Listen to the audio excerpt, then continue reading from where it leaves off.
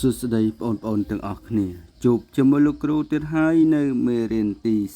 32មុខរបរចិញ្ចឹមត្រីអំណានចូលអានអត្ថបទខាងក្រោមរួចឆ្លើយនឹងសំណួរ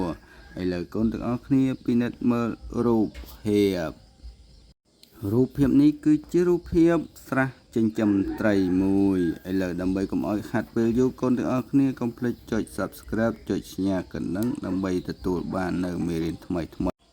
ឥឡូវកូនទាំងអស់គ្នាមកធ្វើការអានអត្ថបទអំណានរបស់យើងជាមួយលោកគ្រូតោះចាប់ផ្ដើមការជ្រើសរើសអាជីពមួយសម្រាប់ខ្លួនឬគ្រួសារគឺជាប្រការល្អដើម្បីអភិវឌ្ឍសេដ្ឋកិច្ចគ្រួសារឲ្យមានជីវភាពធូរធារពូសុកមីងយ៉នក្រៅពីធ្វើស្រែគាត់បានចិញ្ចឹមត្រីក្នុងស្រះមួយក្បែរភូមិដែលមានត្រីរាប់ពាន់ក្បាលរាល់ព្រឹក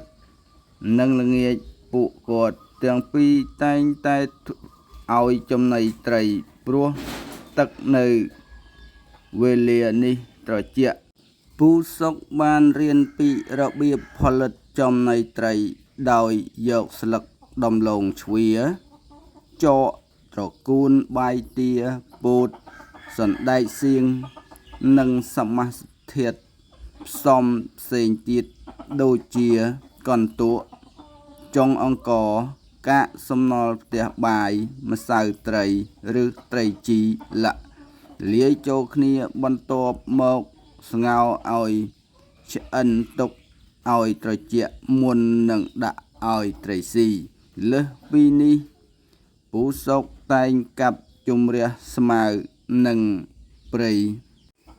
តូចដើម្បីឲ្យមានខ្យល់អុកស៊ីសែនគ្រប់គ្រាន់ចូលក្នុងស្រះពេលខ្លះគាត់យកលាមកគោមាន់ជ្រូកដែលស្ងួតដាក់បាតស្រះរួចបញ្ចូល